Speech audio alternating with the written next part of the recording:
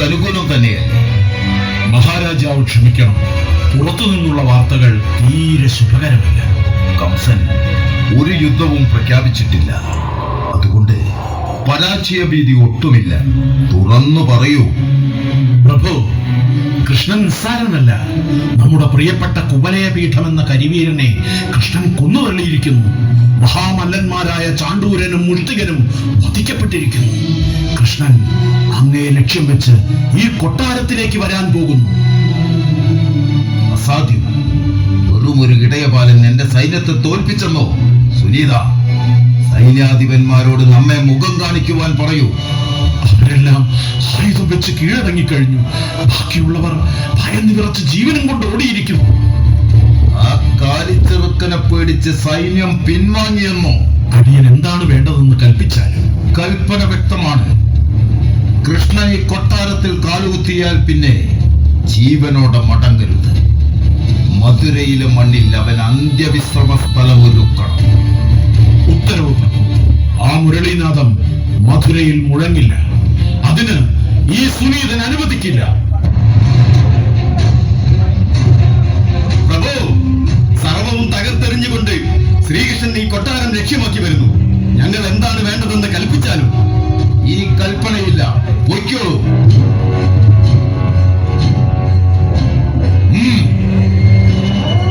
ഈ നിസാര കാര്യത്തിന് കംസൻ ധാരാളം മതി. ഇതാ ഞാൻ വരുന്നു അന്തിമ യുദ്ധത്തിന്. യുദ്ധഭൂമിയിലേക്ക് ഈ കംസൻ ഇറങ്ങുകയാണ്.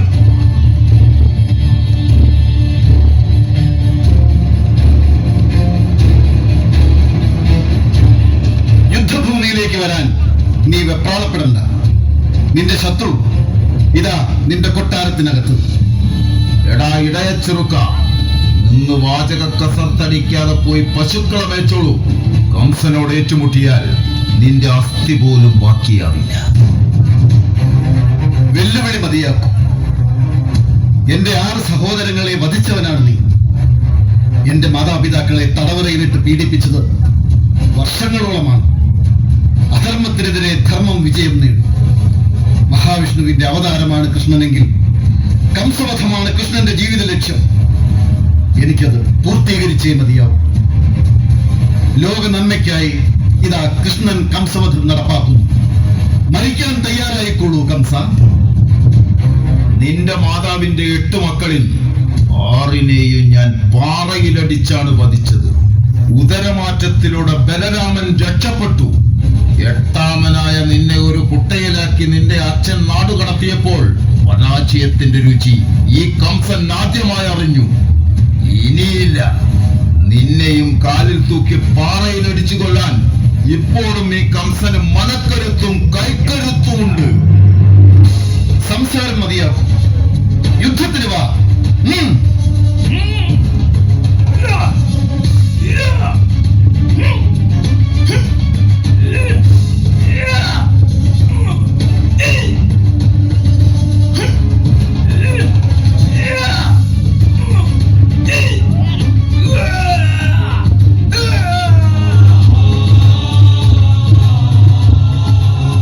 അധർമ്മത്തിന്റെ കറുത്ത നിഴൽ മാഞ്ഞു പോയിരിക്കുന്നു. ധർമ്മത്തെയും സ്നേഹത്തെയും ചവിട്ടിമതിച്ച് അഹങ്കാരം കൊണ്ട് ഗോപുരം തീർത്ത കംസന്റെ അന്ത്യം സംഭവിച്ചു കഴിഞ്ഞു. അധികാരം എന്നത് ഭരിക്കാനുള്ളതല്ല, സംരക്ഷിക്കാനുള്ളതാണെന്ന് ഇനിയുള്ള കാലം ലോകം പഠിക്കട്ടെ. ഇനി സ്നേഹത്തിന്റെ കാലം, സമാധാനത്തിന്റെ കാലം, സൗഹൃദത്തിന്റെ കാലം.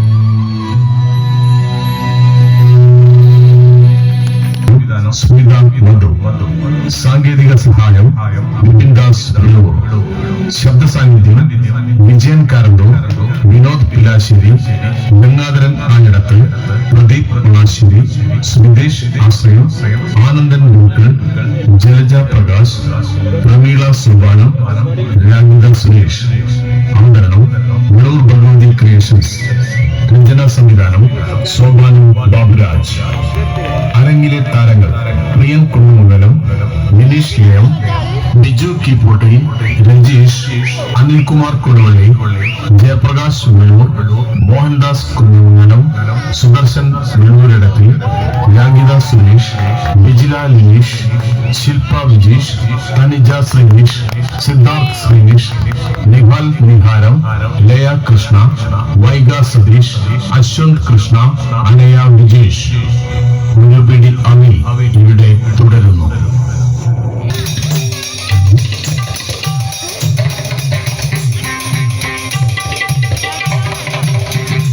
ആരുമില്ല. എവിടെ ഒരു ചുക്കും ചുണ്ണാമ്പും ഇല്ലല്ലോ. ഒന്ന് പതുക്കെ പറയണോ? ശാർങ്ങധരൻ, അതാണ് ശരി. അതാണോ ശരി? എന്നാലും എന്തൊരു പേരാ നിന്റേത്. ആരാ നിനക്ക് ഈ പേരിട്ടത്? എന്റെ അച്ഛൻ ശാർങ്ങധര ഘടാവൻ.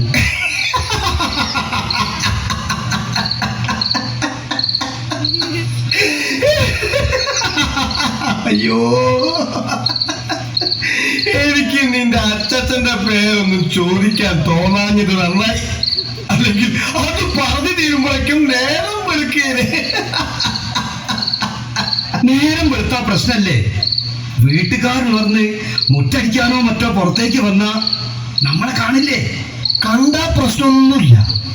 മുറ്റമടിക്കുന്ന ശോധന കൊണ്ട് നെടുമ്പുറ അടിച്ചു പൊളിക്കും, അത്രേ ഉള്ളൂ. എന്നാ വേഗം തപ്പിക്കും. പണപ്പെട്ടിയോ ആഭരണപ്പെട്ടിയോ കിട്ടിയാൽ രക്ഷപ്പെട്ടു. പൊട്ടത്തിനൊരു അലങ്കാരമാക്കല ചങ്ങായി. ഈ കുടിയിൽ എന്ത് സ്വർണം? വല്ല ചക്കയോ മാങ്ങയോ കിട്ടിയാലായി. അയ്യോ, ചക്കയും മാങ്ങയൊക്കെ എന്റെ ഗ്രഹത്തിൽ വേണ്ടുവോളുണ്ട്.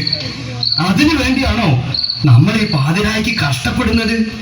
ഓ, പിന്നെ വലിയ കഷ്ടപ്പാട് തന്നെ. ഓരോരുത്തർ കഷ്ടപ്പെട്ട് ധനം സങ്കേരിക്കുന്നു, നമ്മൾ അത് എളുപ്പത്തിൽ കൈക്കലാക്കുന്നു. അതുകൊണ്ടല്ലേ നമ്മൾ ഈ നാട്ടിലെ പ്രധാന തസ്കരന്മാരായത്. അതുകൊണ്ട് തന്നെയാണല്ലോ നമ്മുടെ നെടുമ്പുറം ഇടയ്ക്കിടയ്ക്ക് നാട്ടുകാരെ അടിച്ചു പരത്തുന്നത്. ശ്രീകുമാര, വർത്താനം നിർത്ത്. വല്ലതും കിട്ടുമോ എന്ന് നോക്കാം.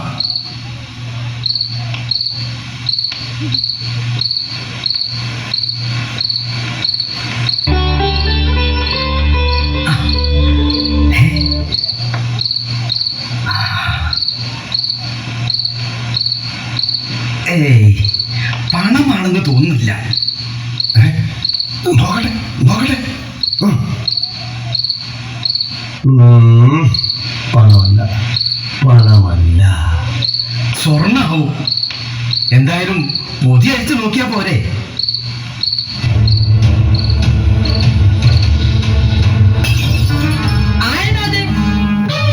ഞാനത്.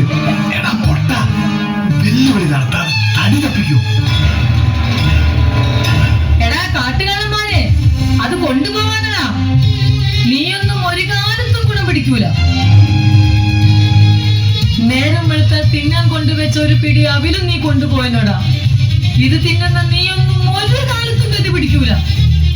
പട്ടിണി കിടന്ന് കിടന്ന് നീയൊക്കെ നരകിക്കും. നീയും നിന്റെ കുടുംബവും നിത്യദാരിദ്ര്യത്തിൽ ഉടലും. ഇത് ഈ വൃദ്ധയുടെ ശാപം.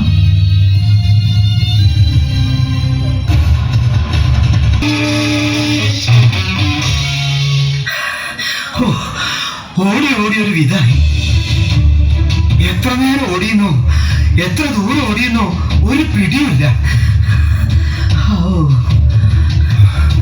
അയ്യോ, അമ്മേ, ഏതായാലും നേരം വെളുത്തല്ലോ, അത് തന്നെ സമാധാനം.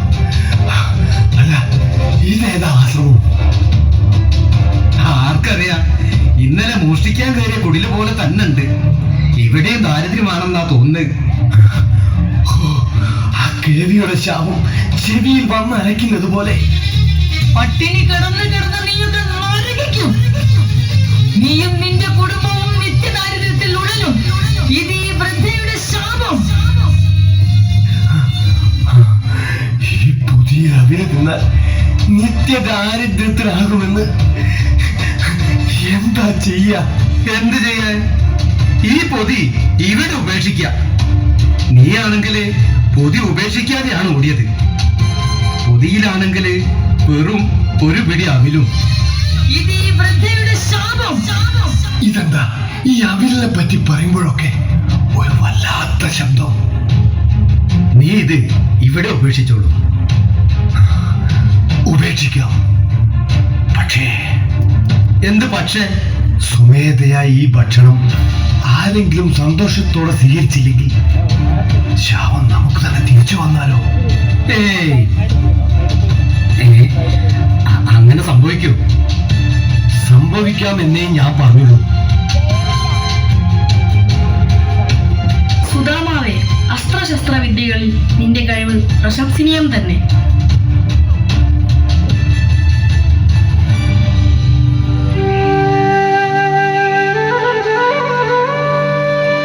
കണ്ണനെ കവച്ചു വെക്കാൻ ഈ സുധാമാവിന് കഴിവില്ലേ? കണ്ണ, ജനിച്ചപ്പോൾ തന്നെ അത്ഭുതങ്ങൾ കാണിച്ചവനാണ് നീ. ഇനി എന്തെല്ലാം ലീലകൾ കണ്ണനിൽ നിന്നും ലോകം അറിയാനിരിക്കുന്നു. എന്നെ ഇങ്ങനെ പുകഴ്ത്തല്ലേ ചങ്ങാതി. എനിക്ക് അഹങ്കാരം വന്ന് ഭവിച്ചാലോ? അഹങ്കാരിയായ ഒരുവൻ ലോകനാശകനാകും. അത് കണ്ണനായാലും കണ്ണന്റെ പ്രിയ ചങ്ങാതി സുധാമാവായാലും. സമ്മതിച്ചിരിക്കുന്നു കണ്ണ ഈ വാക്കുകൾ. ഇതൊക്കെ വരും കാലങ്ങളിൽ വലിയ ഉപദേശങ്ങളായി മാലോകർ കേൾക്കാൻ ഇടവരട്ടെ. എന്റെ സുഹൃത്തിന്റെ ഈ വാക്കുകൾ സത്യമാകട്ടെ. എന്താണ്, ഇഷ്ടതോഴന്മാർ പരസ്പരം ഉപദേശത്തിലാണല്ലോ. എന്താണ് വിഷയം? മാതാവേ, സാന്ദീപനി മഹർഷിയുടെ പ്രിയ ശിഷ്യന്മാർക്ക് എന്താണ് പറയാനുള്ളത്? ഗുരുവിന്റെ ഉപദേശങ്ങൾ ശിരസാ വഹിക്കാനല്ലാതെ. ശരി ശരി, പെട്ടെന്ന് പോയി ഹോമത്തിനുള്ള വിറക് ശേഖരിച്ചു വരൂ. ഇത് കുറച്ച് അവിലാണല്ലോ. ഇതാരാണ് ഇവിടെ വെച്ചിരിക്കുന്നത്? അറിയില്ല മാതാവേ, ഞങ്ങളും ഇപ്പോഴാണ് കാണുന്നത്. ഏതായാലും നിങ്ങൾ കൊണ്ടുപോയിക്കോളൂ. വഴിയിൽ വെച്ച് കഴിക്കാമല്ലോ. പട്ടിണി കിടന്ന് കിടന്ന് നീയൊക്കെ നരകിക്കും. നീയും നിന്റെ കുടുംബവും നിത്യദാരിദ്ര്യത്തിൽ ഉടലും. ഇത് ഈ വൃദ്ധയുടെ ശാപം. എന്താ ചങ്ങാതി ഒരു സംശയം പോലെ? വാങ്ങൂ.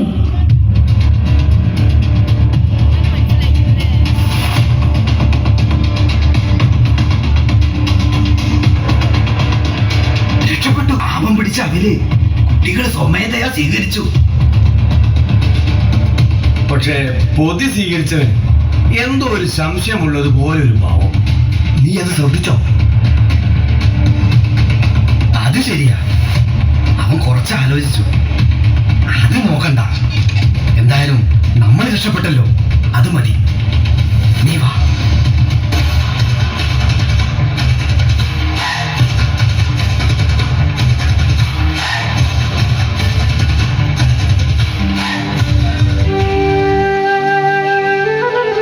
ഹാവു, ഹോമത്തിനാവശ്യമായ വിറക് നമ്മൾ ശേഖരിച്ചു കഴിഞ്ഞു. നമ്മുടെ ആശ്രമ ജീവിതത്തിലെ അവസാന ദിനമാണിന്ന്. കുറെ നേരമായി നമ്മൾ ആശ്രമത്തിൽ നിന്ന് പോന്നിട്ട് വല്ലാത്ത വിശപ്പും ദാഹവും. ആശ്രമ മാതാവ് തന്നയച്ച ഒരു പിടി അവിലുണ്ടല്ലോ മടിശീലയിൽ. നമ്മളത് കഴിച്ചാലോ? ശരിയാണ്, നമ്മുടെ വിശപ്പിന് താൽക്കാലികമായ ശമനം അതുകൊണ്ടുണ്ടാകും. എങ്കിൽ വേഗം എടുക്കൂ ചങ്ങാതി.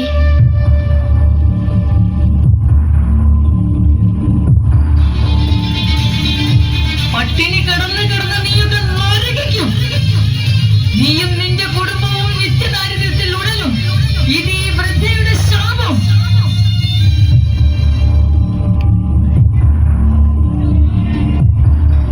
നല്ല സതീർത്ഥ്യം തന്നെ. വിശപ്പിന്റെ കാഠിന്യത്തിൽ ഈ കണ്ണനെ മറന്നു.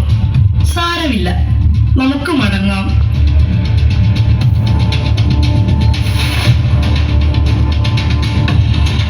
വിറക് ശേഖരിക്കാൻ പോയത് മുതൽ ദേവി വളരെ വിഷാദത്തിലാണല്ലോ. എന്താണ് കാരണം? ശരിയാണ്, അവരുടെ ആശ്രമ ജീവിതം ഇന്ന് അവസാനിക്കുകയാണ്.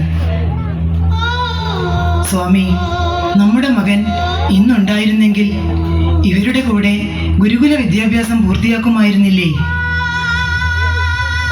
ശരിയാണ് ദേവി. 64 ദിനങ്ങൾ കൊണ്ട് 64 കലകളും സ്വായത്തമാക്കിയ അവരെ ശിഷ്യന്മാരായി കിട്ടിയ ഞാൻ എത്ര ഭാഗ്യവാനാണ്. സ്വാമി, ഞാനൊരു കാര്യം പറഞ്ഞാൽ അങ്ങ് കോപിക്കരുത്. ഒരമ്മയുടെ ഹൃദയത്തിൽ നിന്നുള്ള അപേക്ഷയായി ഇതിനെ കാണണം. പറയൂ ദേവി. മനസ്സിലുള്ളത് എന്നോട് പറയാൻ എന്തിനാണ് മടിക്കുന്നത്? തുറന്നു പറഞ്ഞോളൂ. അങ്ങയുടെ ശിഷ്യന്മാരോട് ഗുരുദക്ഷിണ സ്വീകരിക്കേണ്ടത് ഇന്നല്ലേ? അതെ, പക്ഷേ ദേവചൈതന്യമുള്ള അവരോട് ഞാൻ എന്ത് ചോദിക്കും? വർഷങ്ങൾക്ക് മുമ്പ് പ്രഭാസ തീർത്ഥത്തിൽ വെച്ച് നമുക്ക് നഷ്ടപ്പെട്ട നമ്മുടെ പ്രിയപുത്രൻ. ആ മുഖം ഇന്നും എന്റെ ഉള്ളിൽ ഒരു കനലായി നീറിപ്പുകയുന്നു. നമ്മുടെ പുത്രനെ കണ്ടെത്തി നമുക്ക് തരാൻ കൃഷ്ണന് സാധിക്കുമെന്ന് എനിക്ക് ഉറപ്പുണ്ട്. ദേവി, എന്താണ് ഈ പറയുന്നത്? മരിച്ചുപോയ ഒരാളെ തിരിച്ചു കൊണ്ടുവരുന്നത് അസാധ്യമായ കാര്യമല്ലേ? അത് പ്രകൃതി നിയമത്തിന് വിരുദ്ധവുമല്ലേ? ആയിരിക്കാം, പക്ഷേ ഒരമ്മയുടെ വേദന അങ്ങ് തിരിച്ചറിയണം. മാത്രമല്ല, കരുണാമയനായ കണ്ണന് അത് സാധ്യമായിരിക്കുകയും ചെയ്യും.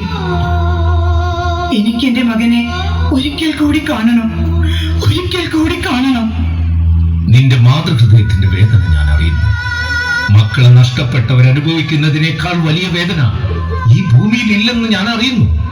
കൃഷ്ണൻ സാക്ഷാൽ മഹാവിഷ്ണുവിന്റെ അവതാരമെങ്കിൽ ഇതിനൊരു വഴി തെളിയും. ദക്ഷിണയായി നമ്മുടെ മകനെ തന്നെ ഞാൻ ചോദിക്കാം. കണ്ണ, ശ്രദ്ധിച്ചു നടക്കൂ. അതാ കണ്ണനും സുധാമാവും വരുന്നു. അങ്ങയുടെ ശിക്ഷണത്തിൽ സകല വിദ്യകളും ഞങ്ങൾ അഭ്യസിച്ചു കഴിഞ്ഞിരിക്കുന്നു.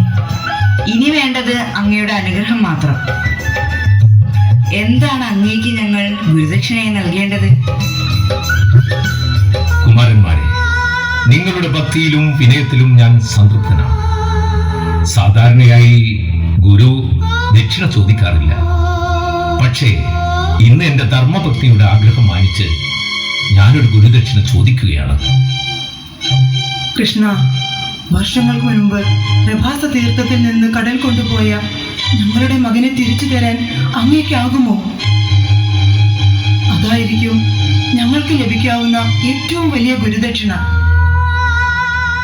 മാതാവേ, പ്രകൃതി നിയമത്തിനെതിരായ കാര്യമാണ് അങ്ങ് ആവശ്യപ്പെടുന്നത്.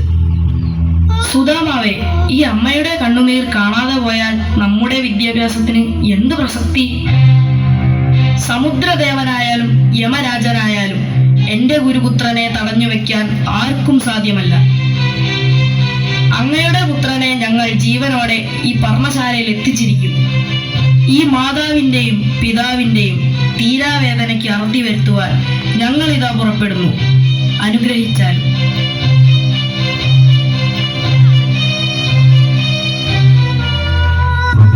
പുനർദത്തനെ കാണാതായത്.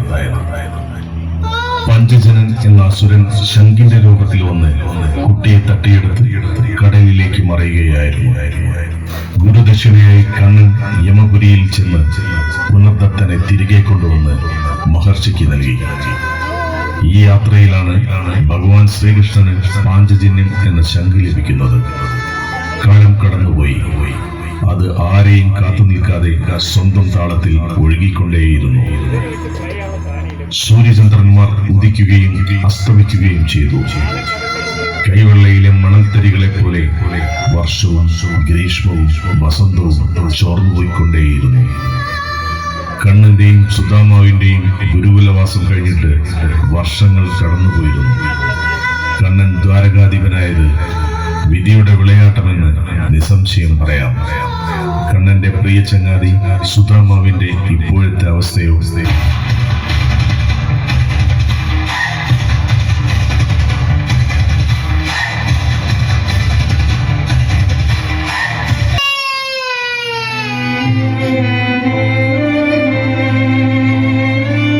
അമ്മേ, കുഞ്ഞുവാവ ഇതുവരെ കരച്ചിലായിരുന്നു.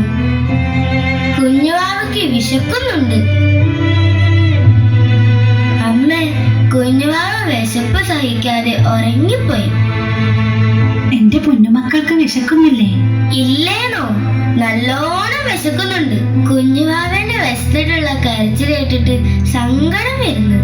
എന്റെ പൊന്നുമക്കളെ, നാട് മുഴുവൻ ഭിക്ഷ യാചിച്ചിട്ട് അമ്മയ്ക്ക് ഇതേ കിട്ടിയുള്ളൂ. അമ്മയ്ക്ക് വിശക്കുന്നില്ലേ? ഇല്ല മക്കളെ, അമ്മയ്ക്ക് വിശപ്പില്ല.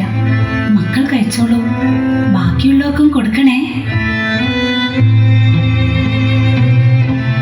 എന്റെ ഭഗവാനെ, എന്നാണ് ഈ ദുരിതത്തിനൊരു അവസാനമുണ്ടാകുക? സുശീലേ, കുട്ടികൾക്ക് ഇന്ന് എന്തെങ്കിലും ഭക്ഷണം കൊടുക്കാൻ പറ്റിയോ? അവൻ ഉറങ്ങിയോ? ഇന്നൊരു നെയ്യപ്പം മാത്രമാണ് കിട്ടിയത്. അത് പങ്കിട്ടെടുത്ത് എത്ര കുട്ടികൾ വിശപ്പ് മാറ്റും?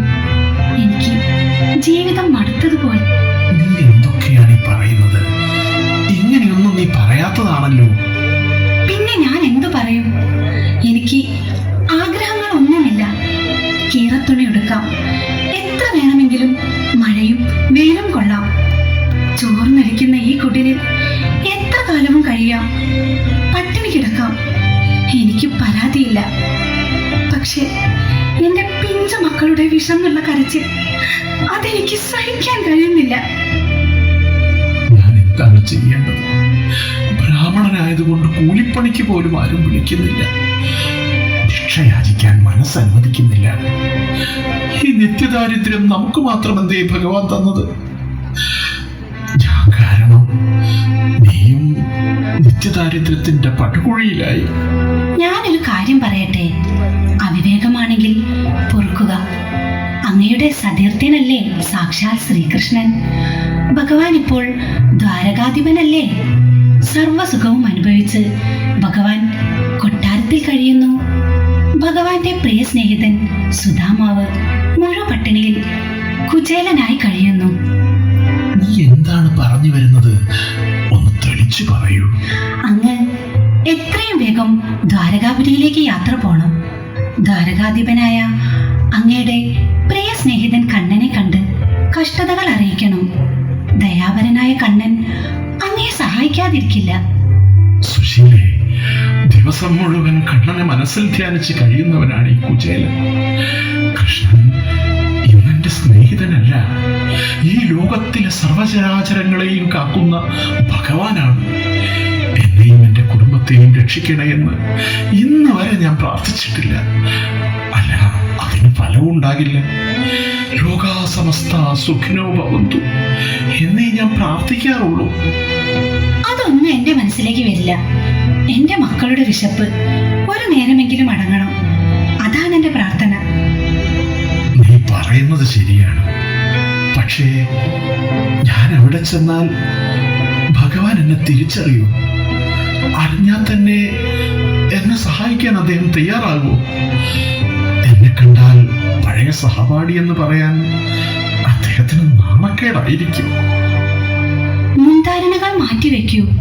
തൽക്കാലം പട്ടിണി കിടന്ന് കരയുന്ന നമ്മുടെ കുഞ്ഞുങ്ങളെ ഓർക്കാം. ദയവ് ചെയ്ത് അങ്ങ് ദ്വാരകയിലേക്ക് പോകൂ. ശരി, നമ്മുടെ മക്കളുടെ വിശപ്പിനേക്കാൾ വലുതല്ല എന്റെ അഭിമാനമെന്ന് ഞാൻ അറിയുന്നു. ഞാൻ പോകാം. പക്ഷേ വെറും കൈയോടെ എങ്ങനെയാണ് ഭഗവത് ദർശനത്തിന് പോകുന്നത്? എന്തെങ്കിലും കാഴ്ച അദ്ദേഹത്തിന് നൽകണ്ടേ? ഇവിടെ ഇവിടെ എന്താണുള്ളത് കണ്ണന് കാഴ്ചവെക്കാൻ? സാരമില്ല, സമ്മാനത്തിന്റെ വലുപ്പത്തിലല്ല, അത് നൽകാനുള്ള മനസ്സിലാണ് കാര്യം. നാളെ രാവിലെ മക്കൾക്ക് കൊടുക്കാനുള്ള ഒരു പിടി അവിൽ എന്റെ മടിശീലയിലുണ്ട്. ഇത് വാങ്ങൂ. ശരി, അങ്ങനെയാവട്ടെ. ഞാൻ യാത്ര പുറപ്പെടാം.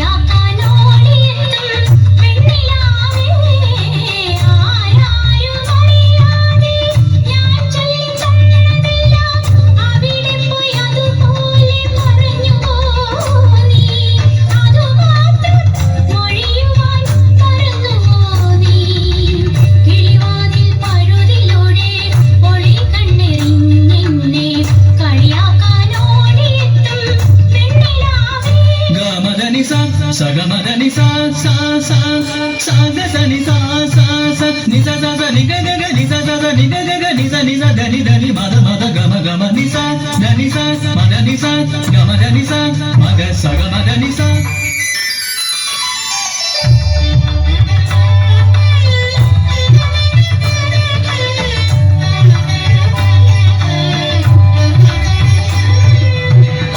അമ്പലമതിലകത്ത് ആളിമാരോടുകൂടി കൂത്തു കാണാൻ പോകും ഇളം തന്നലേ.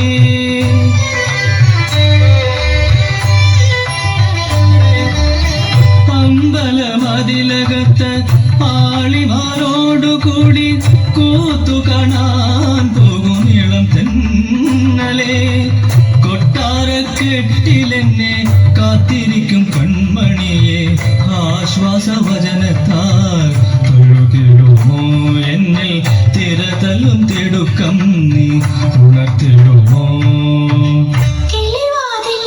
അങ്ങനെയല്ല, കിളിവാതിൽ പഴുതിലൂടെ ഒളി കണ്ണെറിഞ്ഞെന്നെ കളിയാക്കാനോടിയെത്തും വെണ്ണിലാവേ.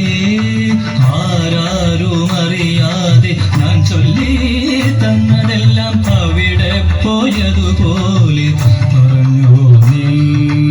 അതുമാത്രം മൊഴിയുവാൻ മറന്നു നീ. കിളിവാതിൽ പഴുതിലൂടെ ഒളി കണ്ണെറിഞ്ഞെന്നെ കളിയാക്കാനോടിയെത്തും വെണ്ണിലാവേ. ആരാരും അറിയാതെ ഞാൻ ചൊല്ലി തന്നതെല്ലാം അവിടെ പോയതുപോലെ പറഞ്ഞു നീ. അതുമാത്രം മൊഴിയുവാൻ മറന്നു നീ. കിളിവാതിൽ പഴുതിലൂടെ ഒളി കണ്ണെറിഞ്ഞെന്നെ കളിയാക്കാനോടിയെത്തും വെണ്ണിലാവേ.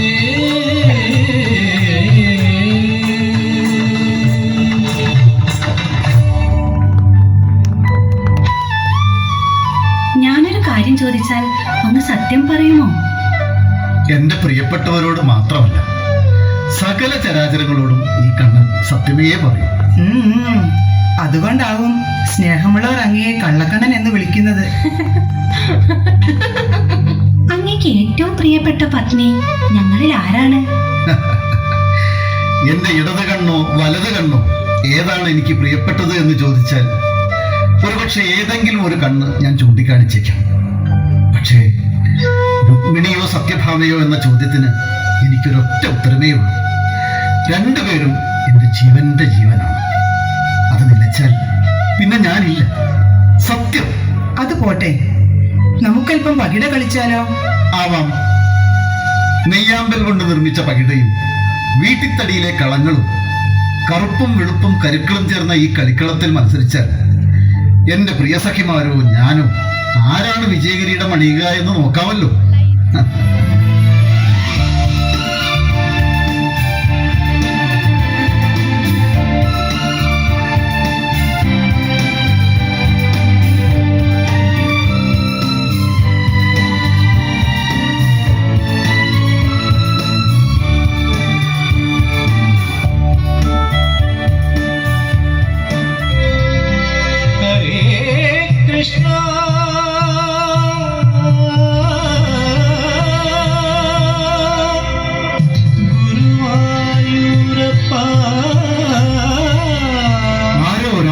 എന്നെ വിളിച്ച് കേഴുന്നുണ്ട്. നരനോ വാനരനോ ദേവനോ അറിയില്ല. ഞങ്ങൾ കേട്ടില്ലല്ലോ. ചിലപ്പോൾ അങ്ങേക്ക് തോന്നിയതാവും. നിങ്ങൾ കേട്ടില്ല എങ്കിൽ അതേതോ മനുഷ്യന്റെ ആത്മാവിൽ നിന്നുള്ള രോദനമായിരിക്കും. എനിക്ക് ആ വിളി കേൾക്കാതിരിക്കാനാവില്ല.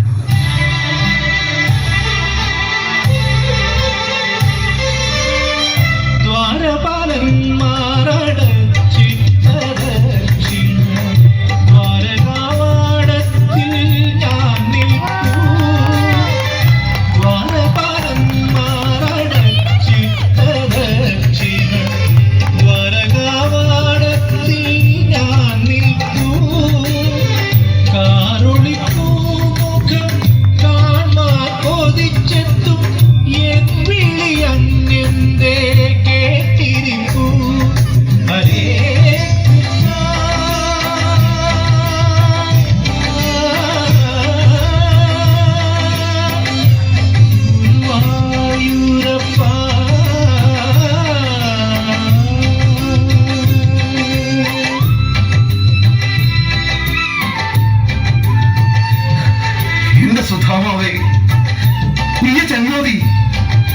ഈ ദ്വാരകയിലേക്ക് വരാൻ ഇത്ര താമസിച്ചതെന്തേ? എന്റെ പ്രിയ സതീർത്ഥ്യനെ ഞാൻ കണ്ണുനിറയെ കാണട്ടെ.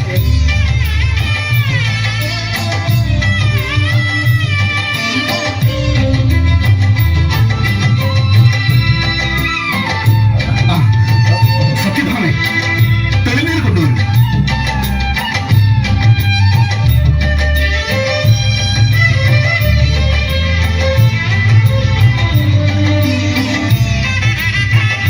യമുനയിലെ ഈ തെളിനീർ സുധാമാവിന്റെ പാദം കഴുകിയപ്പോൾ പുണ്യതീർത്ഥമായിരിക്കുന്നു. ഇത് ശിരസിലണിയും.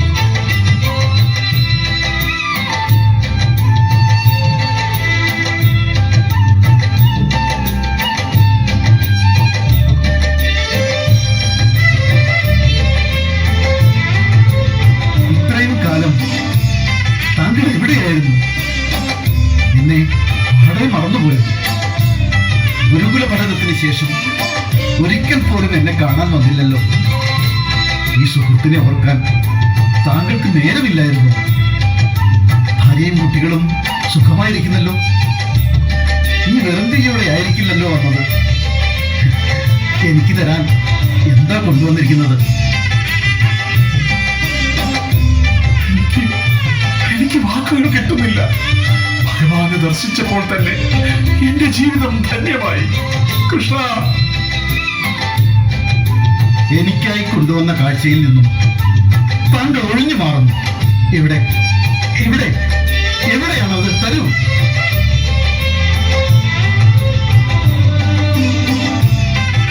ഹായ്, അവിൽ. സുധാമാവിനെ കുചേലനാക്കിയതും ഗോപാലകനായ കണ്ണനെ യദുകുലനാഥനാക്കിയതും ഈ ഒരു പിടി അവിൽ നിമിത്തമാണ്. പണ്ട് കാട്ടിൽ വെച്ചുണ്ടായ കടം വീട്ടാൻ അവില് തന്നെ കൊണ്ടുവന്നല്ലോ ചങ്ങാതി.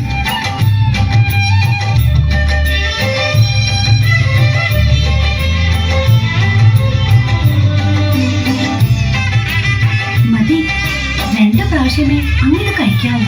മൂന്നാമത് അന്ന് കഴിക്കാൻ പാടില്ല.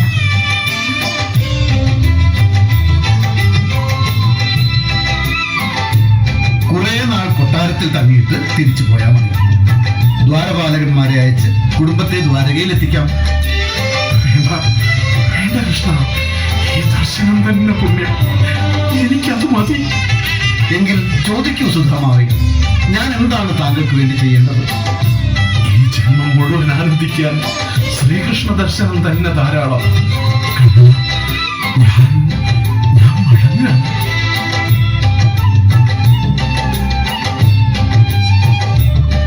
എങ്കിൽ ശരി, ഞാൻ തടയുന്നില്ല. പോയി വരും. പോകുമ്പോൾ വഴിക്ക് ഭക്ഷിക്കാൻ ഒരുപിടി അതിൽ തരട്ടെ. പണ്ട് ഗുരുപന്തി തന്നയച്ചതുപോലെ.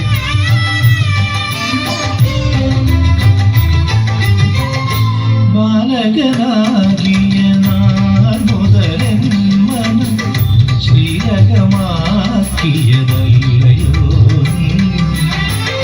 ബാലകനാകിയ നാൾ മുതലൻ മനം ശ്രീരകമാക്കിയതല്ലയോ നീ. അവിധിയില്ല ഞാൻ എങ്കിലും പിണങ്ങാത്ത അടിയന്റെ അലിവോലി കണ്ണനല്ലേ. അഴകണ്ടലിയുന്ന മനുഷ്യനാണ്. കണ്ണനെ കൺകുളിർക്കെ കണ്ട് എന്റെ കണ്ണ് മഞ്ഞളിച്ചു പോയോ? ഈശ്വര, സ്വന്തം ഗൃഹത്തിലേക്കുള്ള വഴി തെറ്റിപ്പോയിരിക്കുന്നു. അതിനി പലവരോടും ചോദിക്കേണ്ടി വരുമല്ലോ.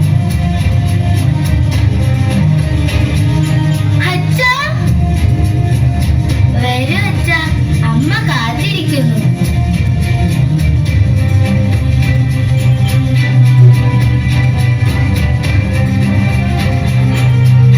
സുശീലേ,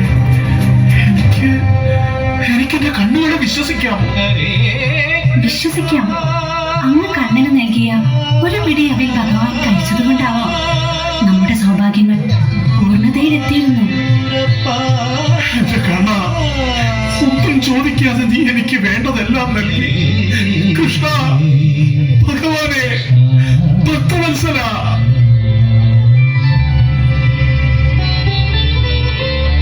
സുധാമാവേ, നിന്റെ ഭക്തി ശുദ്ധമാണ്. ഒരു ഭക്തൻ സ്നേഹത്തോടെ നൽകുന്ന ഒരു പിടി അവലിനോളം വരില്ല വൈകുണ്ഠത്തിലെ ഒരു നിധി. ഞാൻ എന്ന ഭാവം വെടിഞ്ഞ് നീ എന്ന അക്ഷരത്തിലേക്ക് എത്തുന്നതാണ് യഥാർത്ഥ ഭക്തി. ഒരു ഭക്തൻ എനിക്ക് നൽകുന്ന ഒരു ഇലയോ പൂവോ അല്പം ജലം നൽകിയാൽ പോലും നിർമ്മലമായ മനസ്സിനെ ഞാൻ കൊണ്ടു. ഭക്തി എന്നാൽ ഭയമല്ല, അതൊരു തിരിച്ചറിവാണ്.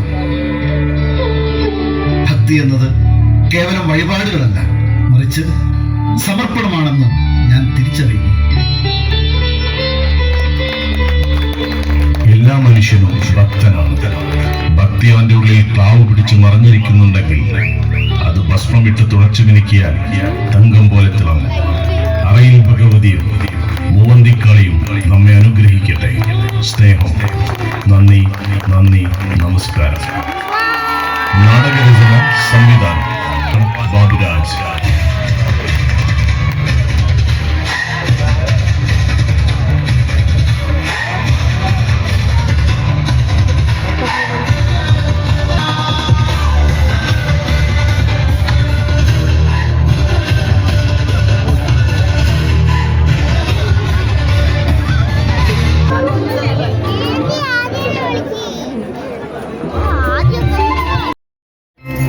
शिवं शिवकरं शान्तं शिवात्मानं शिवोत्तमम् शिवमार्गप्रणेतारम् प्रणतोऽस्मि सदा शिवं श्रीमहादेवाय नमः। ॐ नमः शिवाय। ॐ नमः शिवाय। ॐ नमः शिवाय।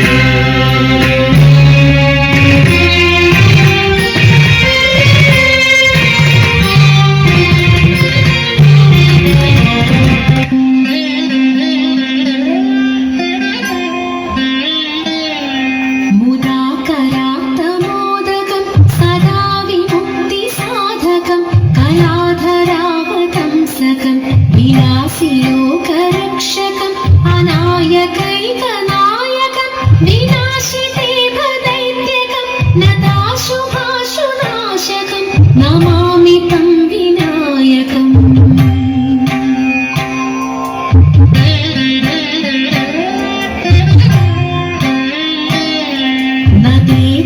नदेतरादिभीकरम् नवोदितार्कभासुरम् नमत्सुरारि निर्जरम् नताधिकापदुद्धरम् सुरेश्वरम् निधीश्वरम् गजेश्वरम् गणेश्वरम् महेश्वरम् तमाश्रये करात्परम् निरन्तरम्। नितान्तकान्तदण्डकान्तिमन्दकान्तकात्मजम् अचिन्त्यरूपमन्दहीनमन्तराय क्रन्दनम् हृदन्तरे निरन्तरम् वसन्तमेव योगिनम् तमेक